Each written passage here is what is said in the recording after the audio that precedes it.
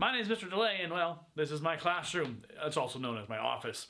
Welcome to week 3 of distance learning and our learning opportunities. Class is now in session. Hey, listen! I can stop. Get nerdy with me. Bring to Middle Earth, do you speak my language? Your elf ears don't need explaining. Get nerdy with me. You name all 12 of the dogs, I can't resist that. And what's the core in your wand? I think that ours match. Talk nerdy to me. Talk nerdy to me.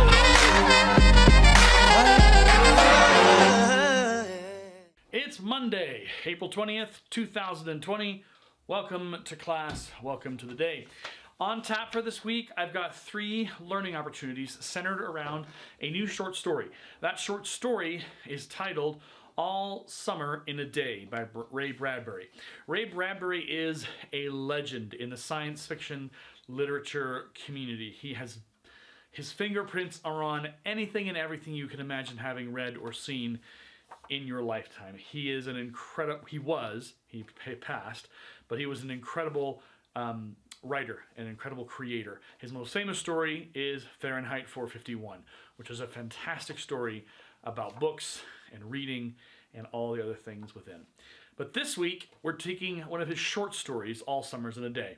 First up on our list is a poem, and this poem is by Emily Dickinson, who is also a very famous writer. And I want you to listen carefully as I read this, and I'll explain a little bit more about what it means. The title is, I died for beauty, but was scarce. I died for beauty, but was scarce. Adjusted in the tomb, when one who died for truth was lain in an adjoining room. He questioned softly why I failed. For beauty, I replied, and I for truth. Themself are one, we brethren are, he said. And so, as kinsmen met a night, we talked between the rooms until the moss had reached our lips and covered up our names. First thing when I read that is I got to the end, I was like, ooh, set in a graveyard, I think. Again, interpretations up, I could be completely wrong. Who knows what Emily Dickinson really intended? I'm sure there's things you could research on Google, but just as a first blush, first read, I imagine by the end of that, because it says the moss has reached our lips, quote unquote, and then covered up our names. When we're talking about names, we usually talk about gravestones and old graveyards and even gravestones that are older and have been around for a long time. Unless they're well kept, they tend to have creep from moss and other things and tend to disappear into the land unless they're well cared for. And what this seems to suggest is that these graves, at least in my mind, again, interpretation is a dime a dozen, that their graves are being forgotten and that they died for these important things, for beauty, for truth, and all these things, and now they are being forgotten and buried. But I'm sure that there's another interpretation, which I've gotten out completely wrong. But just again, first blush, just reading it, not doing any research, just checking it out. Emily Dickinson, I died for beauty, but was scarce. If you're interested in more fantastic poetry from Emily Dickinson, she's on the Googles, you can find her. Our next thing is a challenge for writing. Today, your writing prompt is a poem. I know it's the worst, but the poem is actually tied into our short story for the week, which is All Summer in a Day, and that will make sense once I start reading the story to you. But first, I want you to try this, because I'm going to try it as well. Nothing ventured, nothing gained. The challenge is from a book called Write the Poem. I got it at Barnes & Noble for like $6 or $7, whatever this is. And I get a kick out of it. So the challenge is write a poem about rain. And your word associations are deluge, showers, dew, precipitation, torrent, raindrops, sprinkle, and liquid sunshine. So I'm going to take 2 minutes, and I am going to write a poem using those word associations. And so a poem doesn't have to rhyme. A poem can be free form. It can be any which way you want. So don't feel like, oh, I have to do this a certain way. You can do it however you want. So for me, I'm going to do a free form poem. Your 2 minutes starts now.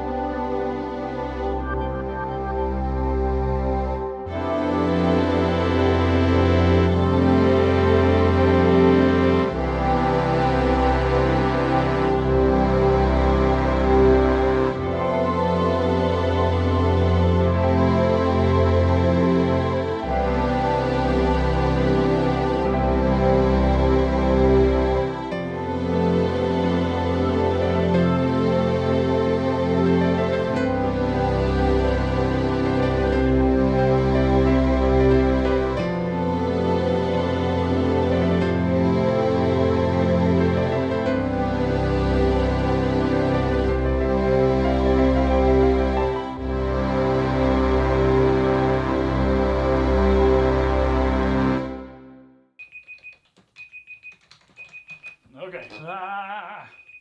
Getting yelled at. Okay, so I used most of the words in my poem as I wrote it, so I'm going to read it to you.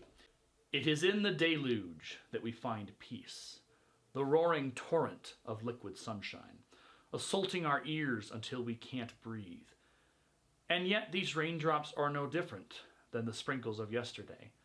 All that's changed is the speed and the sound.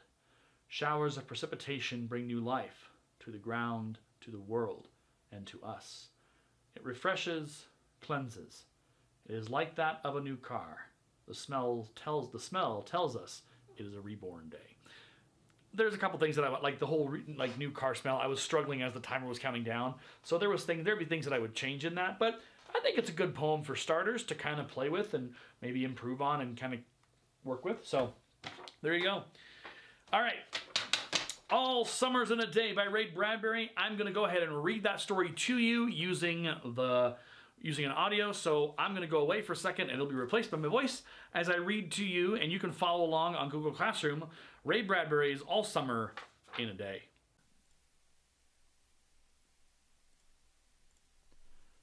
Ready? Now? Soon. Do the scientists really know? Will it happen today? Will it? Look, see for yourself. The children pressed to each other like so many roses, so many weeds, intermixed, peering out for a look at the hidden sun. It rained. It had been raining for 7 years. Thousands upon thousands of days compounded and filled from one end to the other with rain, with the drum and gush of water, with the sweet crystal fall of showers and the concussion of storms so heavy they were tidal waves come over the islands. 1,000 forests had been crushed under the rain and grown up 1,000 times to be crushed again. And this was the way life was forever on the planet Venus. And this was the schoolroom of the children of the rocket men and women who had come to a raining world to set up civilization and live out their lives. It's stopping! It's stopping! Yes! Margot stood apart from them, from these children who could never remember a time when there wasn't rain and rain and rain. They were all 9 years old, and if there had been a day 7 years ago when the sun came out for an hour and showed its face to the stunned world, they could not recall.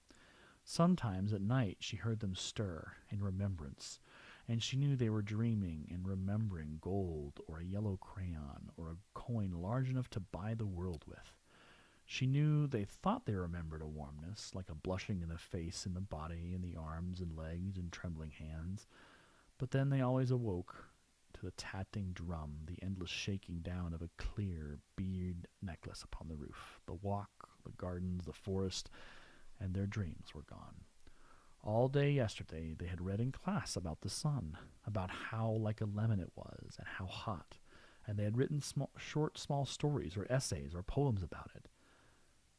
I think the sun is a flower that blooms for just an hour.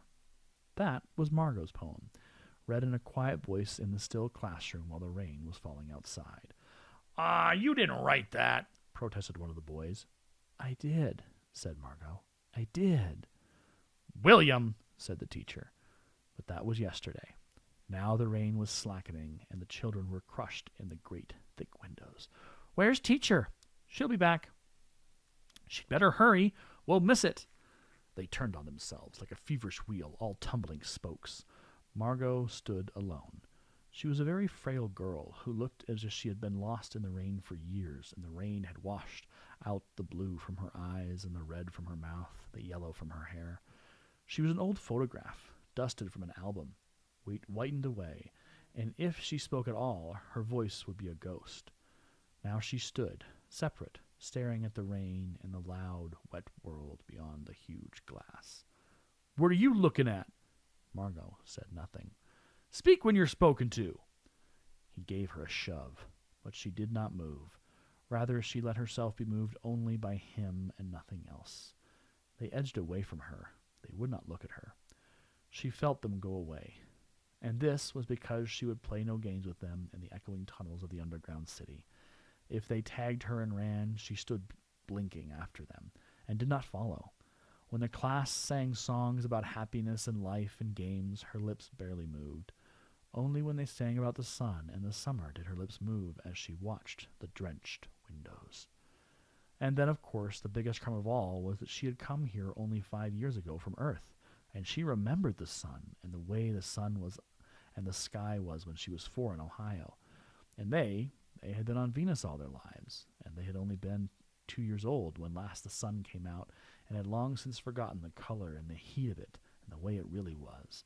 But Margot remembered. "It's like a penny," she said once, eyes closed. "No, it's not," the children cried. "It's like a fire," she had said, "in the stove." "You're lying. You don't remember," cried the children. But she remembered, and stood quietly apart from all of them, and watched the pattering windows. And once, a month ago, she had refused a shower in the school shower rooms, had clutched her hands to her ears and over her head, screaming the water mustn't touch her head. So after that, dimly, she sensed it. She was different, and they knew her difference, and kept away. There was talk that her father and mother were taking her back to Earth next year. It seemed vital to her that they do so, though it would mean the loss of thousands of dollars to her family. And so the children hated her for all these reasons of big and little consequence. They hated her pale snow face, her waiting silence, her thinness, and her possible future. "Get away!" The boy gave her another push. "What are you waiting for?" Then, for the first time, she turned and looked at him, and what she was waiting for was in her eyes. "Well, don't wait around here!" cried the boy savagely. "You won't see nothing!" Her lips moved. "Nothing!" he cried. "It was all a joke, wasn't it?" He turned to the other children. "Nothing's happening today, is it?" They all blinked at him, and then, understanding, laughed and shook their heads. "Nothing, nothing." "Oh, but," Margot whispered, her eyes helpless, "but this is the day. The scientists predict, they say. They know the sun." "All a joke," said the boy, and seized her roughly. "Hey, everyone, let's put her in the closet before teacher comes." "No," said Margot, falling back.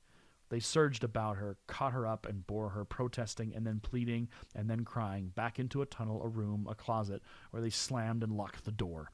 They stood looking at the door and saw it tremble from her beating and throwing herself against it. They heard her muffled cries. Then, smiling, they turned and went out and back down the tunnel, just as the teacher arrived.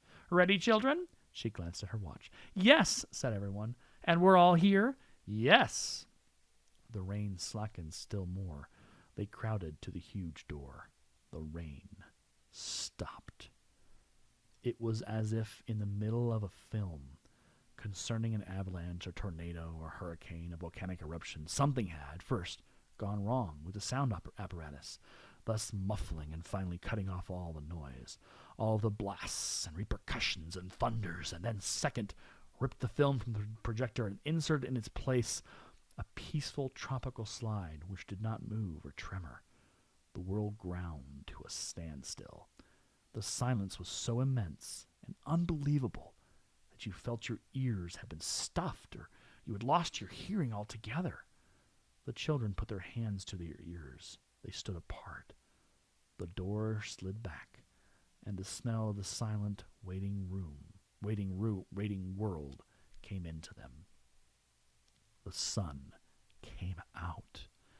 It was the color of flaming bronze, and it was very large, and the sky around it was a blazing blue tile color, and the jungle burned with sunlight as the children, released from their spell, rushed out yelling into the springtime. "Now don't go too far," called the teacher after them.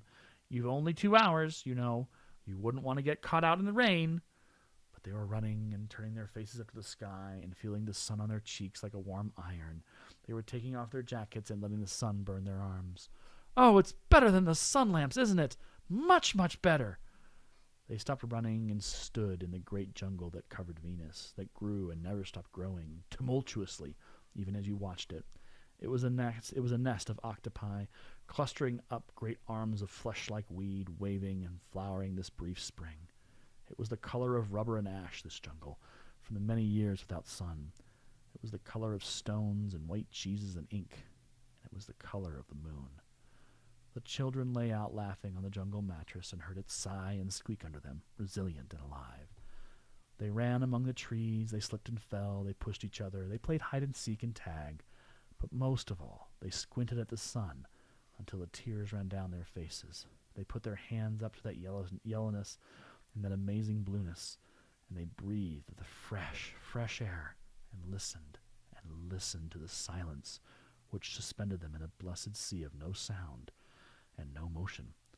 They looked at everything and savored everything. Then wildly, like animals escaped from their caves, they ran and ran in shouting circles. They ran for an hour and did not stop running. And then, in the midst of running, one of the girls wailed. Everyone stopped. The girl standing in the open held out her hand. "Oh, look," she said, trembling. They came slowly to look at her open palm. In the center of it, cupped and huge, was a single raindrop. She began to cry, looking at it. They glanced quietly at the sky. Oh. A few cold drops fell on their noses and their cheeks and their mouths. The sun faded behind a stir of mist. A wind blew cool around them. They turned and started to walk back toward the underground house, their hands at their sides, their smiles vanishing away. A boom of thunder startled them, and like leaves before a new hurricane, they tumbled upon each other and ran. Lightning struck 10 miles away, 5 miles away, a mile, a half mile. The sky darkened into midnight in a flash.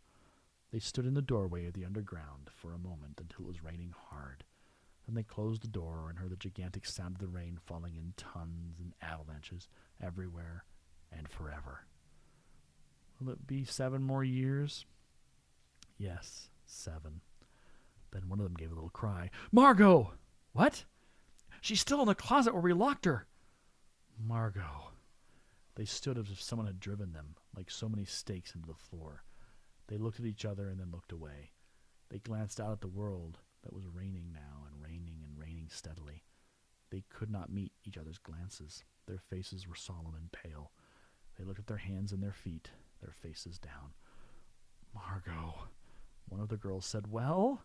No one moved. "Go on," whispered the girl. They walked down the hall in the sound of cold rain. They turned through the doorway to the room in the sound of the storm and thunder, lightning on their faces, blue and terrible. They walked over to the closet door slowly and stood by it. Behind the closet door was only silence. They unlocked the door even more slowly and let Margot out. Okay, so there are 3 assignments that you have, or 3 learning opportunities as we call them, for this week. Your first is a first read and literary analysis. It's just a couple of questions, some multiple choice, some paragraph kind of answers, and it asks you to do some of that work from the story you've read. It's an open book test. You don't have to close the link for the book and put it away. You can have the short story right there with you as you answer the questions. It might even help you give some evidence and kind of back you up, make sure you get the right answers and you're looking at the material. Your second assignment is a reading skills making inferences learning opportunity.